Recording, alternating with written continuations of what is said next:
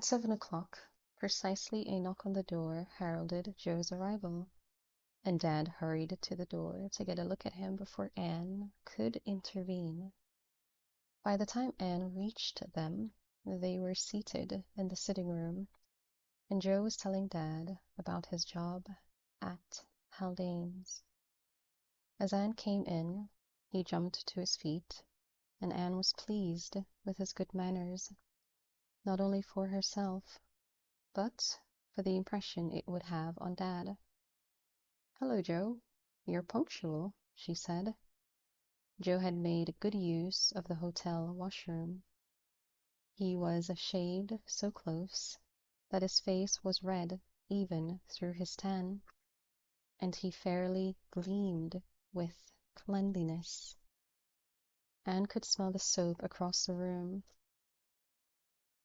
He had on a clean white shirt and a tie under a check jacket, which, though shapeless, was evidently not his working jacket, and wore well-pressed gray flannel trousers.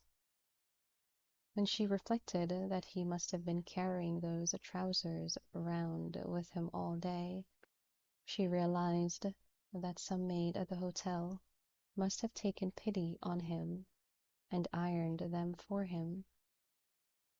He had taken so much trouble over his appearance that Anne was touched, and, as she came forward, he fumbled in his pocket and brought out a small box of chocolates, which he handed to her. "I got these for you," he said hesitantly. She took the box, hardly knowing what to say. The gesture was so old-fashioned, but so thoughtful, that it made her want to cry. She hadn't the least idea of what she was supposed to do with the chocolates. Open them and hand them around? And probably neither had Joe, but he knew that when you went to pick up a girl on your first date, you took her a present, so that's what he had done. Anne's mouth opened and shut again, and she looked helplessly at her father. He nodded and smiled, as if to say, "Yes, that is quite correct. That's what should be done."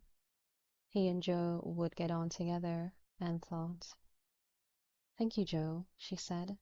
"It's very kind of you. I'll just go and get my coat. I won't keep you waiting." "Oh, no hurry, please," Joe said, and she made her escape.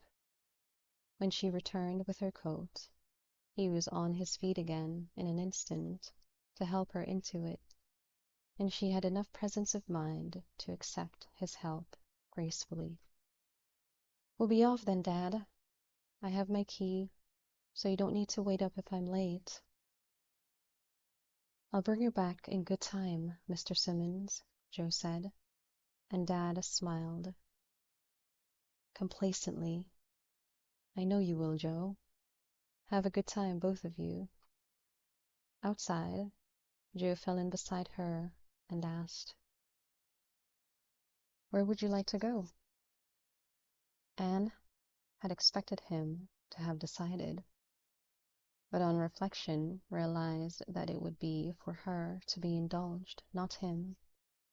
She thought of the chocolates. "What about the cinema?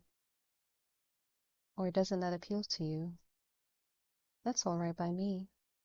Do you know what's on?" "No, but we could find out," Anne said. Joe nodded and became masterful. "We'll drive in and look at both of them, and then you can choose. The car's just along here." She understood how it was to be. She would decide what they would do, and he would arrange all the details. Well, it was a pleasant way to divide the duties. They turned the corner of the road, and Anne saw the vehicle with which she was to form an intimate acquaintance. Car was a polite term for it. It was in fact a very old van, with windows of perspex set into the sides at the back. The back door was secured with string. One of the wing mirrors was missing, and where you could see through the mud, the paint was scratched and the rust showed through. Inside, there were bucket seats at the front, and the back was filled with sacks and bales of wires and tools and newspapers and bottles of pig drench and warming powders and a tarpaulin and some bits of wood and various other items of farm rubble. Anne was only surprised there were no pigs in there, for she could certainly smell them. "I'm sorry the van's in a bit of state, but it's a farm van, you see," Joe said. "I see," Anne said dourly. "But I brought a clean blanket to put over your seat so as to keep your clothes clean," Joe said, suiting his actions to his words. He had thought of everything, Anne thought, and could only sit herself graciously on the freshly laundered blanket that was spread for her and allow herself to be driven away. They decided to see the film at the Roxy, which was the first cinema they went to. Joe bought the best seats, and they ate her chocolates during the film and ice cream during the interval. It was a good film, and Anne enjoyed it, but it was painfully aware of Joe beside her all the time.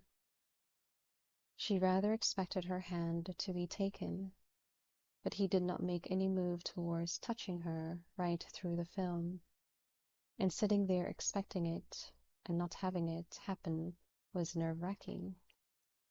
When the film was over, it was still quite early, and Joe asked her if she'd like to go somewhere else. "For a drink, perhaps?" he asked. "Or if you prefer coffee, there's a cafe along the road here." "Which would you prefer, Joe?" Anne asked, but she wasn't going to get away with that. "It's for you to choose," he said firmly, and in the end she said she was rather hungry, so they went to a coffee bar and had a hamburger. There were a lot of young people there, and among them Wendy Stokes with her boyfriend of the moment. Wendy spotted Anne and Joe as they came in, and brought her friend over to join them, so another old acquaintance was revived that day, and it was from that meeting that their regular Thursday coffee morning arose. In due course, Joe decided that it was late enough and told Anne that he was taking her home. He did it very politely, as he did everything, but Anne had the feeling that had she argued with him, she would have come off worse.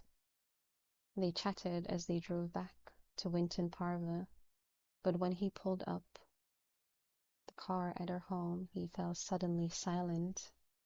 In the quiet and darkness, Anne felt the hair raising with anticipation on the back of her neck, and, looking sideways at Joe's profile in the faint starlight, she got the impression he was having an internal battle within himself.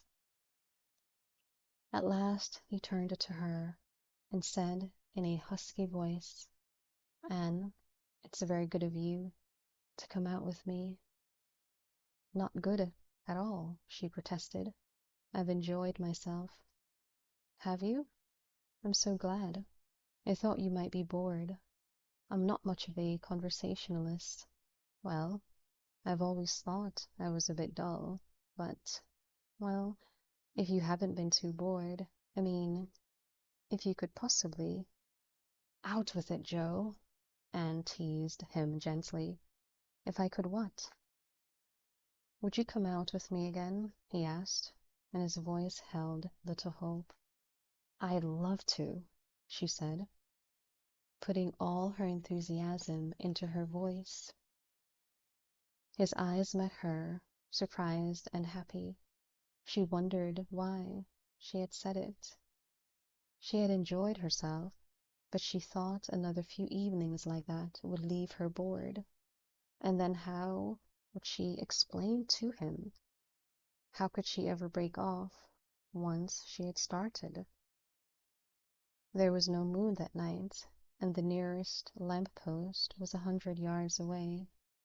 The faint starlight was all they had to see by, but it lit the edges of Joe's face, and picked out the crest of hair at the front where the sun had bleached his auburn to blonde. It was cool, and she could feel the warmth of him close by. His lips looked firm and cool, and she wondered what it would be like to be kissed by him. She felt her heart thumping as she waited, and saw again the struggle in his face. But he didn't. It was their first date, and he knew that you didn't kiss a girl the first time out.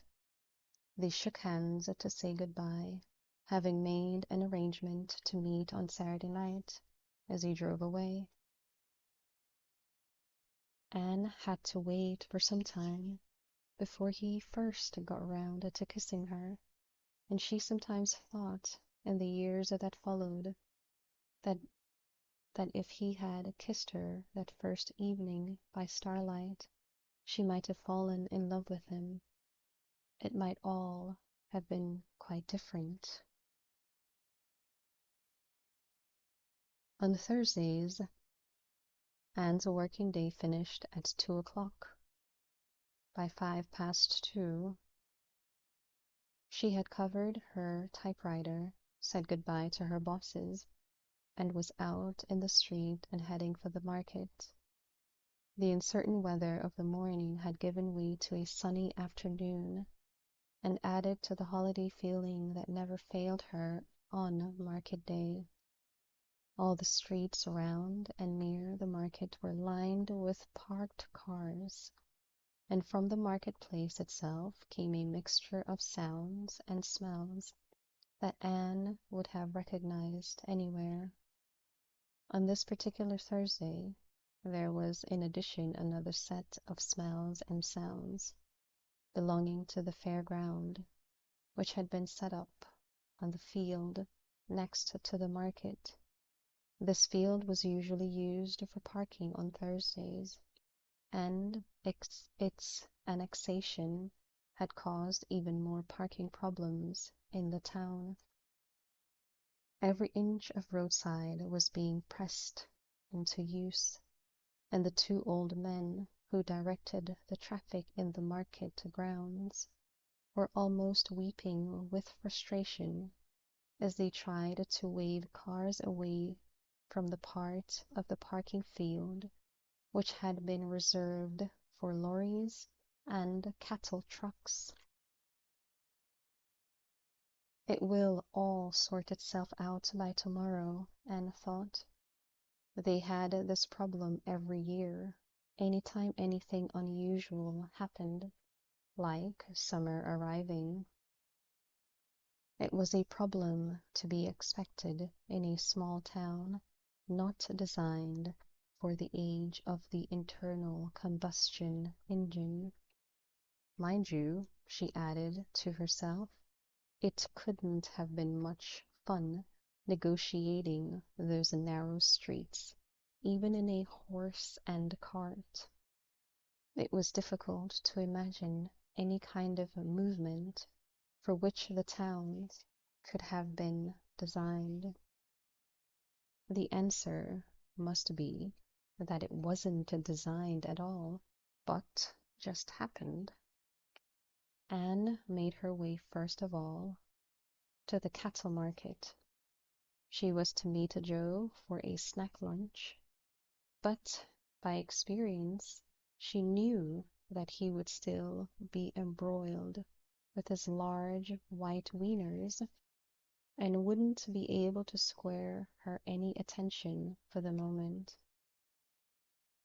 The cattle market was her favorite section, and she went first of all to the long shed where the calves were tethered, there was the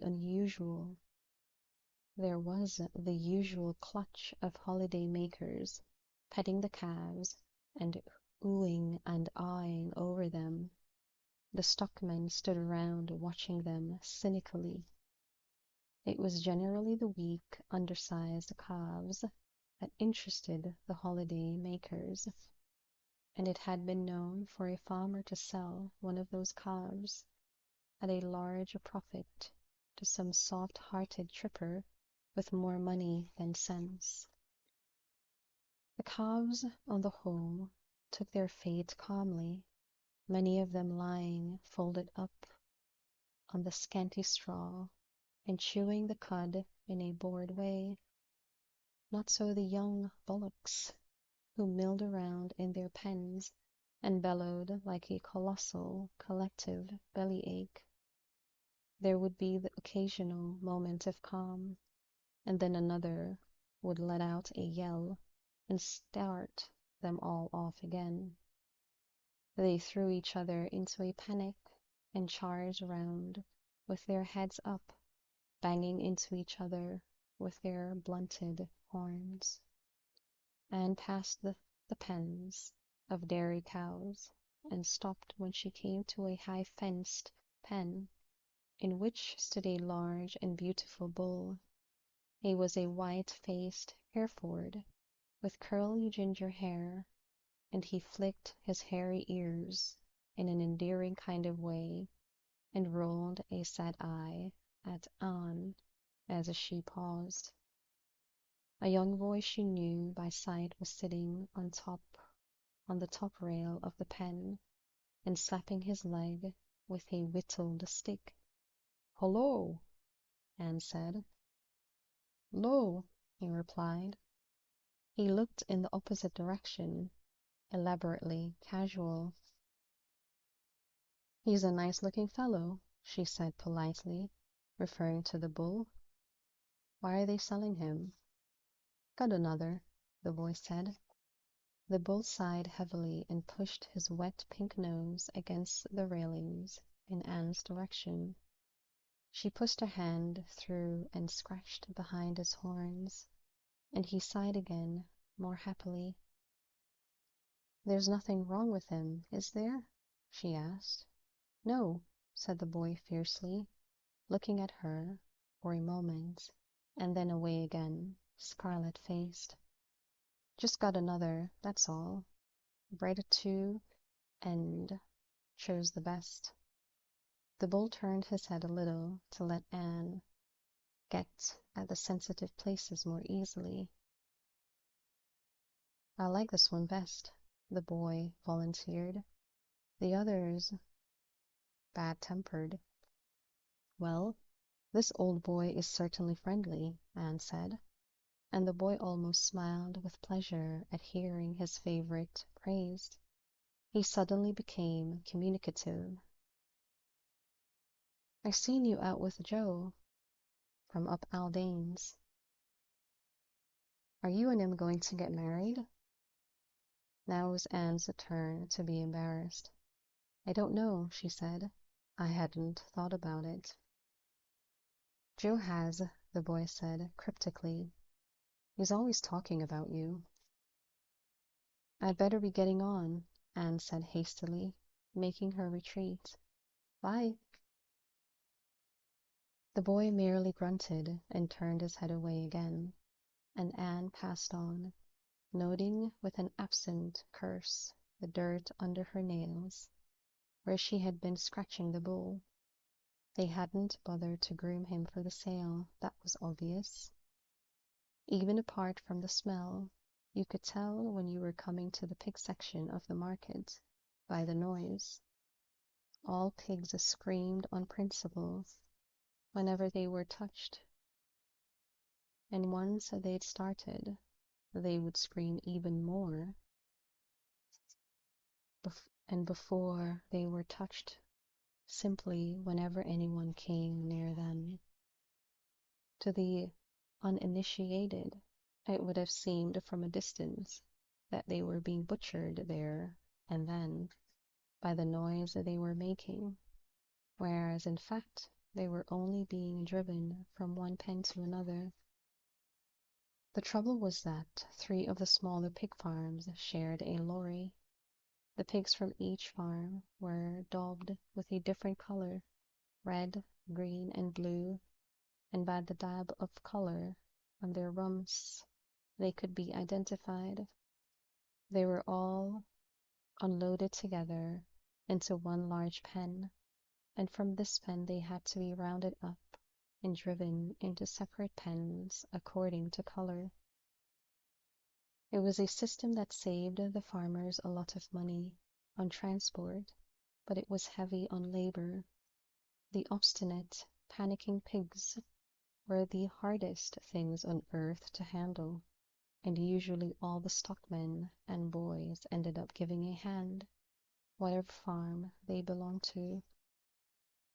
Here Anne found Joe, taking his turn at trying to corner the last few red wieners from among the greens and blues and drive them through the gate. A boy was stationed at the gate, ready to slip it open at the right moment and shut it before all the others dashed through as well, while Joe, with a large piece of cardboard in his left hand, did the cutting out. There was a ring of spectators round the outside of the pen, and Anne joined them. Some of them were shoppers and trippers, but most of them were stockmen and farmers, come to watch the fun. It was a kind of local rodeo. The boys were sent in first, when there were still so many pigs in the enclosure that they couldn't move about much. But as the pen emptied and the pigs had more room to maneuver, the more experienced handlers tried their luck. It was a sign of Joe's status among his fellows that he was in there now trying to get the last 2 out. Anne slipped quietly into a place on the rails and watched. Joe looked the part all right, she thought, broad and powerful, with his sun-tanned face and arms, his shirt sleeves rolled up to the elbow, his corduroy working pants tucked into heavy Dunlops and secured around the middle with binder twine. His eyes were bright with humor, his mouth firm with concentration. His big hands looked capable but kind. Anne felt a surge of affection for him as she watched. The little red pig he was after had run himself into a corner and had burrowed his head in among the other pigs in the manner of an ostrich. Joe stalked forward, and as the other pigs shifted uneasily away, the red pig looked over his shoulder and rolled his eyes with alarm, keeping his behind towards the enemy as if it were a sure defiance or defense. "Go on, Joe. You got him, Joe," the onlookers cried. Joe stalked the pig carefully, and then slid the cardboard sheet between its body and the railings, and reached with his right hand for its ear. His fingers were within a hair's breadth of the ear when the little pig made a bolt for it, straight between Joe's legs, sending him flying over backwards to land sitting in the mud. The onlookers roared delightedly, and Joe grinned amiably and shrugged his shoulders. He would never lose his temper with a pig, no matter how infuriating it was. That was why he was such a good pigman. Patiently, he got up and began to stalk his quarry all over again, following it calmly until he had driven it into a corner for the final grab. The stockmen were cheering him wildly now and laying odds on the pig for another escape. Joe made his cutting out movement again, and again the desperate and perverse animal flung himself at Joe's leg for the breakout. This time Joe was quicker.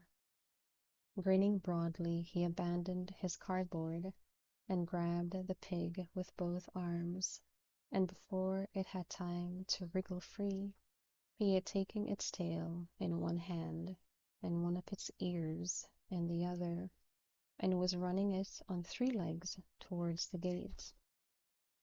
The pig squealed hysterically as if it were being murdered, and Anne heard a woman in a smart hat murmur something about cruelty to animals.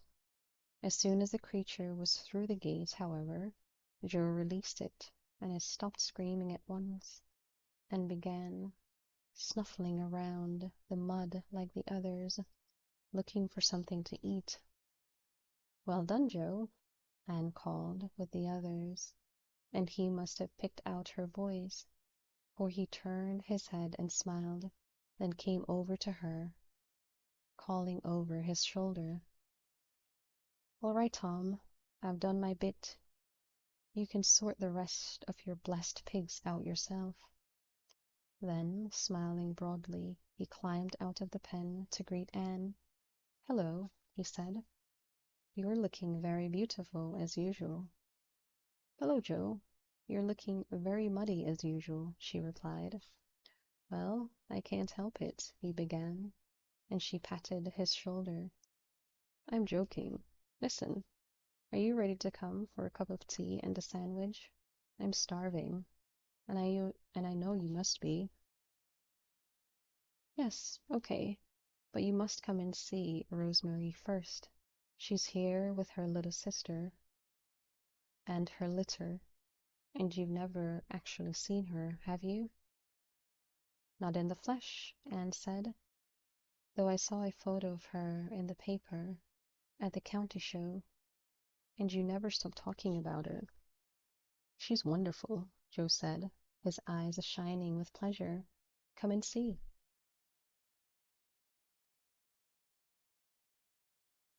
In comparative quiet, the Sows stood in private pens, under cover, a little way from the other pigs, and it was evident, even at first glance, that Rosemary was the biggest sow of the lot.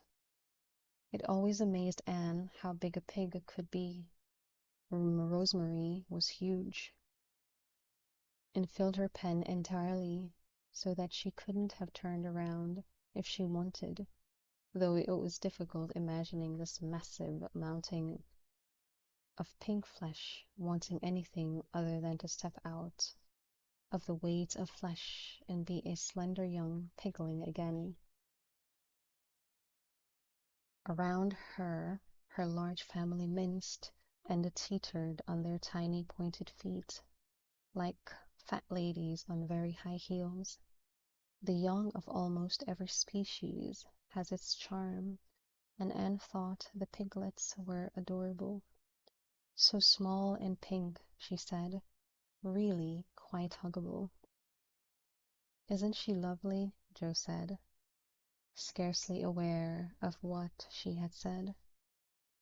Rosemary snuffed at his foot with her wet snout, and peered up at him from under her shady ears, looking almost coy about it. "What a specimen! What a breeder! And not a runt among them. She's a queen. Aren't you, old lady?"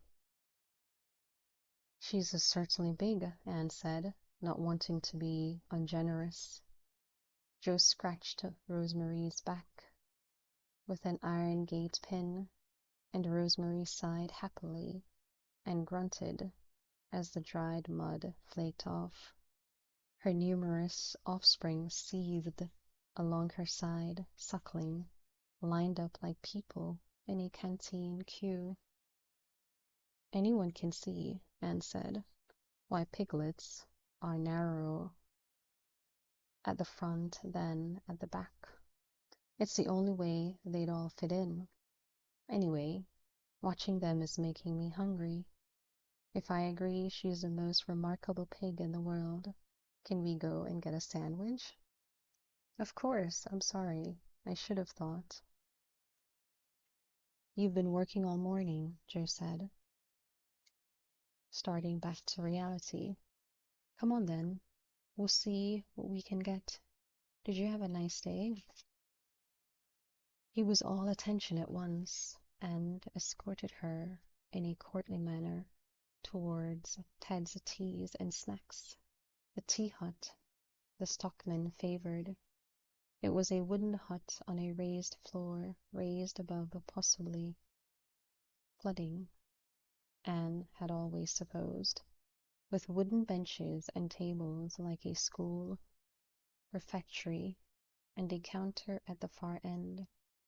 They sold tea and coffee, sandwiches and snacks, and the best sausage rolls in Dorset. Anne slipped into a place on the end of a bench while Joe went up to order, and the 8 old farm hands seated along the bench all slid up silently to make room for her. Joe came back with their order on a battered tin tray, 2 hot sausage rolls and baked beans, and tea in huge white mugs that looked like shaving mugs, and edged in on the end of the bench with a cordial smile at the old men.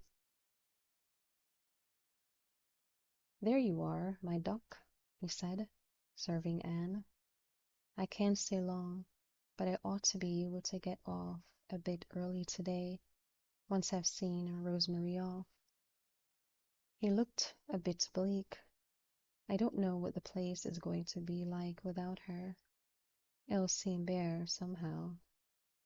You'll miss her, Anne said. I must try somehow to make up to you for her. You couldn't replace her, Joe said, and for the life of her, Anne couldn't tell if he was joking or not. Anyway, what would you like to do this evening? Say I get through about 4:30, have a bit of a wash. I could be ready around 5. How about getting something to eat and then going to the fair? Anne suggested. Joe looked doubtful. Is that really what you want to do? I wouldn't have said it if I didn't mean it, Anne said. Why not, anyway? It's a bit rough and noisy, isn't it? People shoving you around and picking your pockets and swearing and all that sort of thing. Wouldn't you like to go somewhere a bit quieter? No, Anne said firmly. I've had quite a quiet week. I'd like to go somewhere a bit noisy, but, Joe, I'm not made of cotton wool, she said crossly. I can stand a bit of shoving as well as the next person. If you had your way, I'd be locked up in a tower somewhere with a spinning wheel. Joe looked hurt. I don't mean to stop you enjoying yourself, he said. It's just that I always think of you as, well, something a bit precious to be cared for. You're not like the other girls, rushing around in trousers and leather jackets, and smoking and swearing like men. You're a lady. Anne felt ashamed of her ill temper and reached out to touch his hand. I'm sorry, Joe. I shouldn't snap at you. Of course I love to be treated as a lady. It's just that, well, I want some fun sometimes, too. I'm sorry, he said miserably. I know I'm a bit dull. I don't know why you bother with me, really. I've often wondered. From anyone else, it would have been self-pity and worthy of a kick in the pants.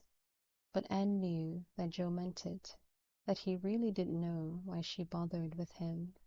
He thought she was too good for him, whereas, if he knew what she was really like, he would know he was a whole lot too good for her. Don't, she said, and he stopped obediently. Can we go to the fair tonight, Joe? I have a childish liking for fairgrounds. I grew out of circuses, but I never quite grew out of fairs. Of course we can, he said. Anything you like. And Wendy will be there. She said to tell you that there's bowling for a pig. She had meant it as a joke, but when she saw him smile with pleasure at the thought, she hadn't the heart to go on. Wendy was a little too close to being right, and Anne was a little too close to feeling superior to Joe. It wouldn't do. While Joe went back to work, Anne spent a happy afternoon wandering about the market. She had one or two bits of shopping to do herself, and for Dad. But for the rest she was content just to browse, to observe, and to bargain hunt. There were still stalls where you could bargain for goods, and things like pairs of tights and face cream never came amiss. There was the dead stock auction, where you could buy a chest of drawers, or a wheelbarrow, or a cast iron mangle, or 150 feet of hosepipe. The provisions section, where the fruit and vegetables and eggs and meat were sold, and where towards the end of the day odd mixed lots were sold, and you might end up with 5 stone of potatoes, 3 dozen eggs, 4 boiling fowls, and a huge box of winter store apples, all for a $5. Out of duty to Dad, she paid a visit to the small livestock market, where they sold pigeons and chickens and goats and cage birds and, inevitably, rabbits, grays and albinos and long-haired blacks, ruby eyes and brown eyes, and thousands of whiffling noise. She had to admit that the baby rabbits were sweet, but then so were the baby pigs. What with Dad and his rabbits, and Joe and his pigs, it was no wonder they got on so well together, she thought. She had read somewhere that women always chose men who reminded them of their fathers. Was that why she had chosen Joe? Strange, though. But then she had not chosen Joe. He had chosen her. If anyone other than fate could have been said to have had a hand in it, at the edge of the area, a coaster's cart was piled high with chicken coops, and a goat and 2 kids, obviously a purchase, were tethered to its wheel, waiting for their owner to come back. A smartly dressed man was sitting on one of the shafts, evidently a town visitor taking a rest. His back was to Anne, and also to the goats, a fatal mistake, for the adult goat had enough slack on the rope to reach him, and was thoughtfully nibbling at the tail of his jacket. He hadn't noticed yet, and nor had anyone else, Anne saw, looking around. Serve him right, she thought, and was about to pass on when the man turned his head slightly, and she saw from the 3/4 profile that it was the handsome stranger she and Wendy had noticed that morning. Hardly knowing why that made any difference, she changed tack and walked across to him, calling, "Hi, look out! You're being eaten!" It was a moment before the man realized she was addressing him, and then he glanced back, saw the goat, and jumped up with a muffled curse. 1 or 2 people caught the tail end of the drama and laughed. while the man twisted around, trying to inspect the damage. Anne reassured him. It's all right. You caught it in time. It's only sucked, not chewed. Thank heavens for that, he said, but he smiled and made light of it. Next time I will know better than to sit near a goat. Thanks for warning me. That's all right, Anne said. Close to, she saw that his face was not really handsome. His nose was not straight, and his mouth curled up one side more than the other, and his chin was the wrong shape, but it was strangely attractive, and his eyes, level gray eyes under dark brows, were certainly striking. It was a face you couldn't help but be interested in.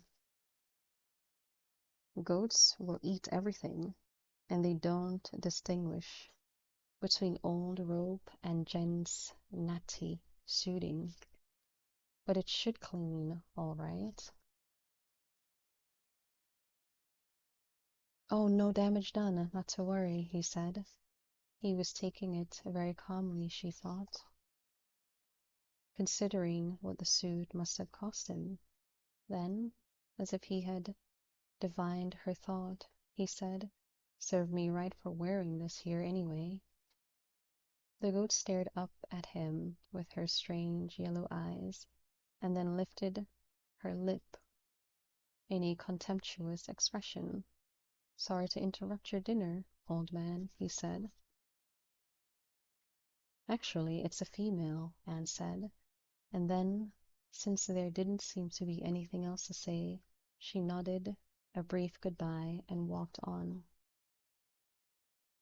Wait until I tell Wendy, she thought, that I've actually spoken to her martini advert, not to mention saved him from a dreadful fate.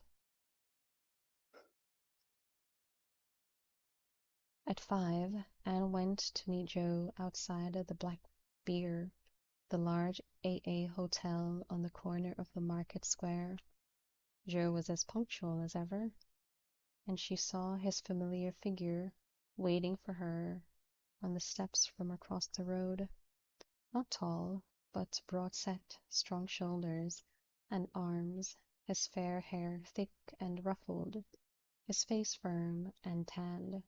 He was good-looking enough to please any girl, but with the image of the handsome stranger fresh in her mind, Anne gave an inward sigh at the sight of that same old, shapeless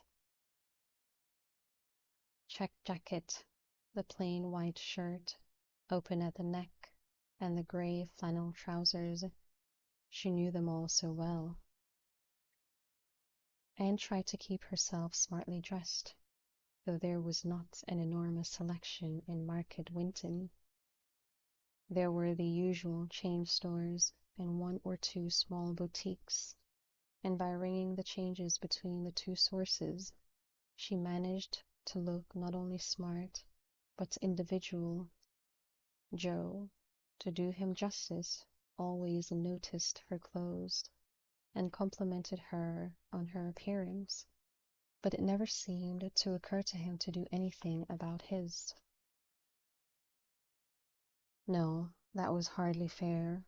He was saving up for the day when he'd be able to buy his own place, and in any case, a stockman's wage was not of the highest. But it was true that he didn't see any point in spending money on clothes. He had one suit for weddings and funerals, as the local saying was, and his good trousers and jacket, and as long as he looked clean and well pressed, he didn't see the point in having a choice of clothes.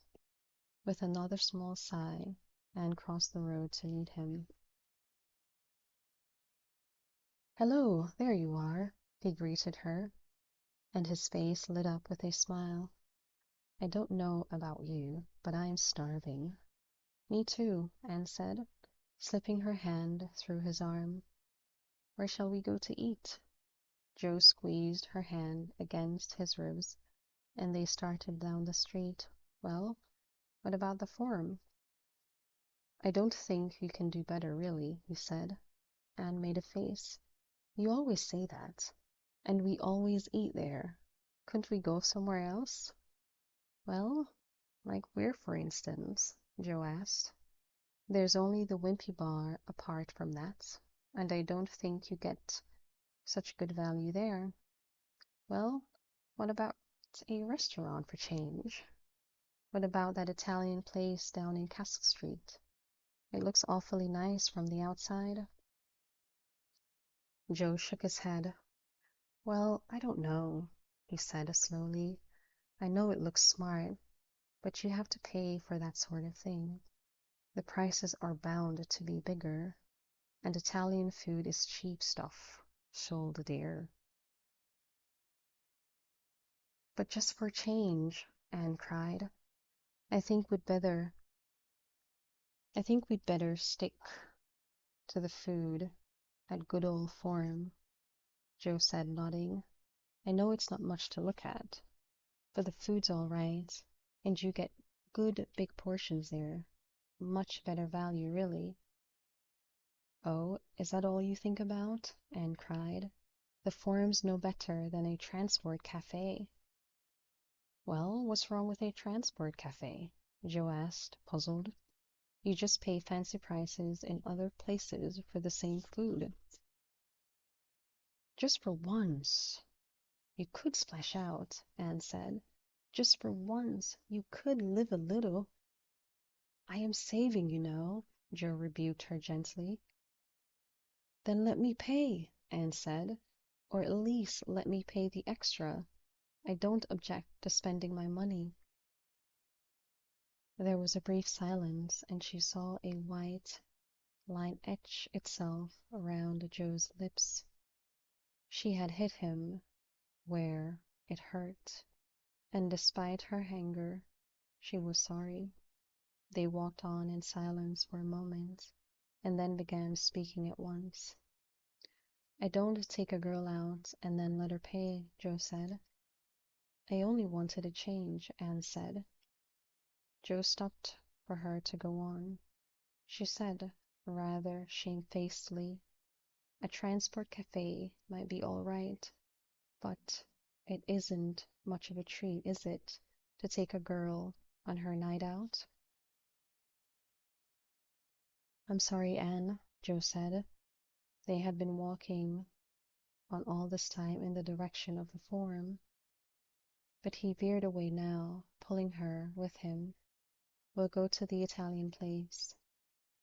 Anne pulled her arm free and stopped in the middle of the pavement, and Joe turned back to look at her in surprise. Anne could not be sure if he was genuinely surprised, or if he was only acting dumb, but in either case she was exasperated and told him so. Oh, for God's sake, Joe, what's the good now? I don't want to go there now. Let's go to the Forum, for heaven's sake, and get it over with. I don't understand. A moment ago you said— I know what I said, she shouted at him. I wouldn't have any pleasure in it now. If you're going to give in to me, why don't you do it straight away, instead of taking all the pleasure out of it first by arguing, and then giving in when I don't want it any more? Want what? Joe asked. Whatever it was I wanted, Anne raved. Even through her rage, she could see the funny side of it, and however much she wanted to tear her hair, she also wanted to laugh. At length she took a deep breath and said in what she hoped was a reasonable voice, I know you're saving, and I know you don't like to spend my money, but just once in a while it does people good to splash out on something that isn't totally necessary, just rather nice. And now, she finished, putting her hand through his arm again, let's go to the Forum and forget I ever spoke. Joe went with her. but she could see he was still puzzled, and he was more silent even than usual through the meal, evidently thinking something out. Joe had sausages, eggs, and chips, and Anne, out of self-indulgence, had a mixed grill, which was the best thing that the Forum did, and not all that bad, but she didn't enjoy it. When they had finished, Joe said, "Do you still want to go to the fair?" "We might as well," Anne said, but the fun had gone out of it. Her evening was spoiled, she felt, and it was for such a silly thing. She felt out of temper with Joe, dissatisfied with her lot, and above all guilty that she should feel either out of temper or dissatisfied. Even the cheerful noise of the fairground and the nostalgic smell of the diesel engines and the candy floss and the donkeys did little to lift her spirits. They met up with Wendy and Graham, and Wendy asked Joe if he had bowled for the pig yet, and rather labored the joke until Anne told her sourly to shut up. It was a good fair, and as they wandered round, content at first just to look until the atmosphere built up, Anne felt herself cheering up. There was something, after all, about a fair, a contrast between the illusion of luxury and the reality of squalor behind it, and a sense of total extravagance that was quite charming. The lights, the gold paint, the wheezy music, the hoarse, tempting cries, the promise of purely temporary delight, all added their own allure to the scene. Anne drank it all in, and found herself smiling again. Joe, however, was still unhappy, and perhaps dwelling on Anne's concealed accusation of meanness, kept trying to persuade her to go on everything they passed. It was as if his money was burning holes in his pockets. Anne was content to watch. She went on the roundabout and the waltzer, but preferred to watch Wendy and Graham on the caterpillar and the dodgems, and despite Joe's urging at her elbow, they ended up buying 4 hot dogs and finding some caravan steps out of the throng where they could sit and eat them. "It's a good fare, isn't it?" Wendy said, through a mouthful of bun. "Terrible waste of money," Graham said cheerfully. Joe looked as though he agreed, but not cheerfully. "What isn't?" Anne said, trying to be diplomatic. "Hey, Wendy, you'll never guess who I saw this afternoon." "How many guesses?" she asked. "Don't be silly." "All right, I'll have 3. The Pope, Prince Charles, and the man we saw in the cafe this morning." "How did you know?" "I saw him too. I was going to tell you," Wendy said. "He must be staying in town somewhere, I think. Can't see him in a boarding house, leave alone a campsite, so he must be at one of the hotels." "Who's this?" Graham asked. "Your successor," Wendy said, laughing. "My successor in what?" "In taking me out. I should think he's got pots of money."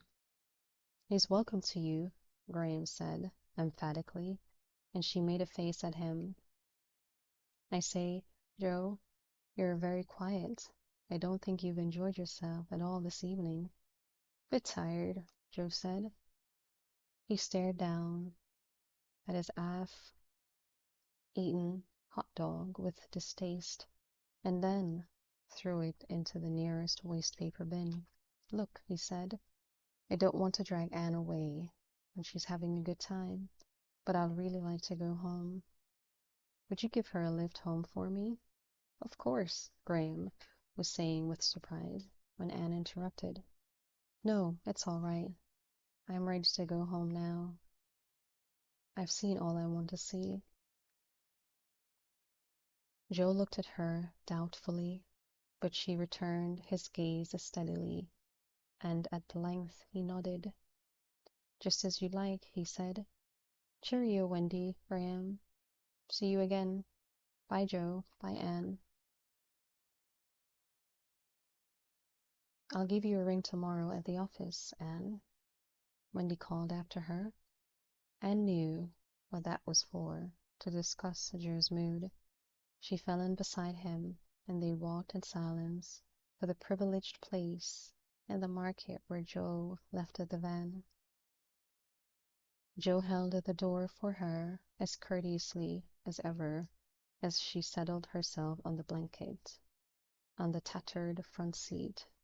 But on the short drive back to Winton Harbor, she felt the atmosphere thick as soup inside the van.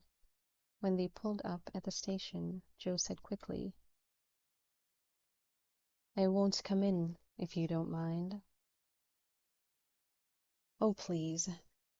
Dad always liked to see you, Anne said. There was a brief silence. Give your dad my apologies, would you? But I'd like to get home. He seemed to be waiting for her to get out. Was that all? No good-night kiss, no smile, or touch of the hand? Anne knew whose fault it was. Joe, listen. I'm sorry for getting ratty with you. There's nothing to apologize for, he said. Oh, come on, don't be like that. Like what? All sniffy and proud. I said I'm sorry. And I said there's nothing to apologize for. I mean it. He sounded quite firm and sincere. Anne was silent for a moment. You don't understand, she began, but Joe stopped her, touching the back of her hand briefly. I understand. Maybe better than you think, he said. There seemed to be no more to come, so feeling very much at sea, Anne bid him good night and got out of the car, and Joe drove away without another word. Isn't Joe with you, love? Dad asked. As she came in, she swallowed and smiled. He felt rather tired, Dad, so he went straight home. He sent you his love, she said. She could see that her father was puzzled by this, for it was not like Joe, and she added off the top of her head, to tell you a secret. I think he was a bit upset to see Rosemary go. Rosemary? Don't tell me they've sold his prize so. Yes, and her litter. They fetched a good price. I'll bet they did, but it's no wonder he's depressed. He thought the world of that pig, Dad said, nodding wisely. How very true, Anne thought, and put the kettle down.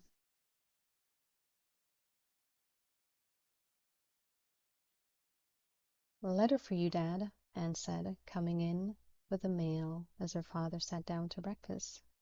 Another bill, I'll be bound, he said, holding out his hand for it. She held it back teasingly. No, guess again. A circular, then? A catalogue? No, you're a rotten guesser. Well, I give up, then. Oh, it's a letter, all right. Now, who could be writing to me? British Rail, Anne said, watching him slip open the envelope with his horny ridged thumbnail. How do you know? He asked her, astonished. She smiled sweetly. It says on the envelope.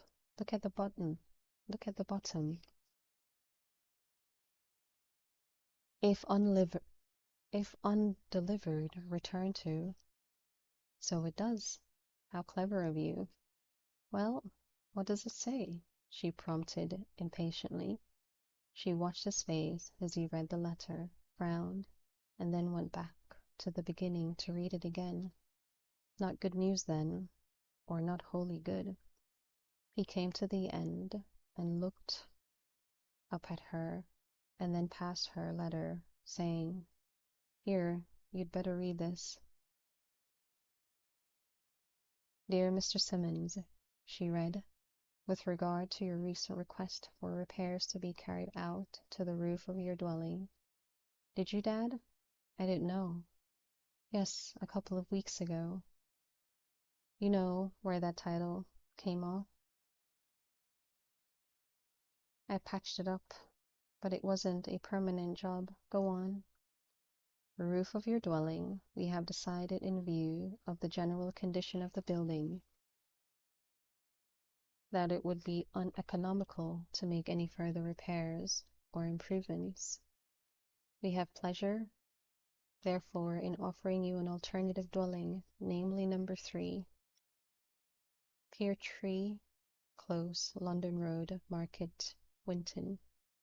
"That's those new bungalows, isn't it, Dad? On the main road going towards Magna? What's this all about?" The rest of the letter dealt with a description of the alternative dwelling, and what Dad had to go and do slightly and signify his consent. "They won't make us go, will they?" "I'm afraid they will," Dad said. "I'd heard some rumors on the wind about a change coming, but I never thought it would affect us directly, not like this. You see, it's only the army that keeps this branch line alive." "Of course," Anne nodded.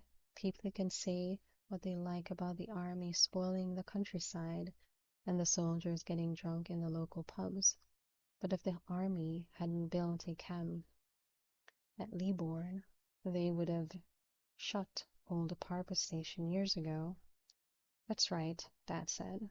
"Well, I get all the army gossip from the blokes on the transports while they wait for the trains to come in, and it seems that for some time the army may have been intending to build on the camp at Leabourn and open an experimental tank station for testing new weapons and tanks and so on." "But what's that got to do with us?" Anne was puzzled. "A bigger camp means more soldiers, and that means more traffic on our branch, and more houses for the married men, and more people using the station.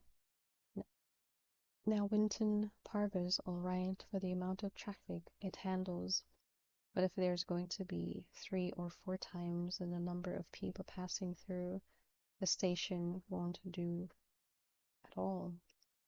"Oh no, not at all." Dad shook his head, and his eyes were reflective. "I haven't seen the plans," he went on, "but I can imagine it pretty well.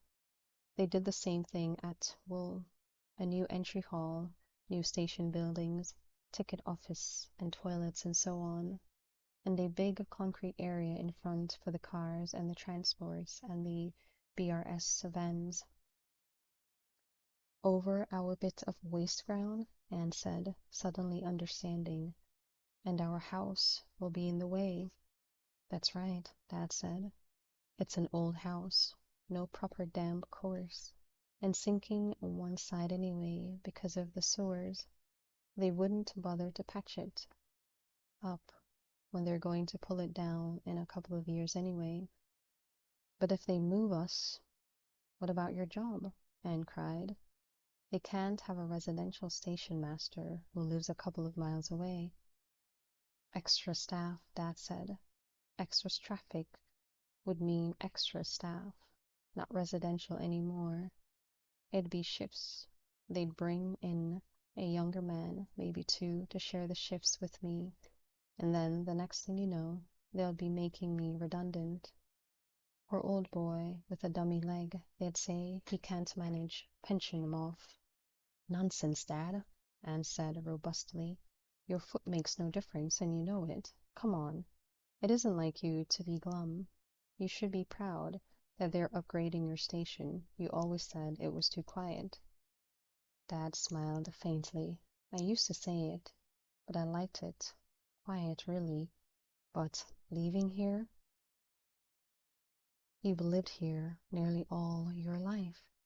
Your mother spent her last days here, and to turn us out and put us in one of those nasty red brick bungalows. Pah! He made a face. Well, it needn't be for a year or two, need it?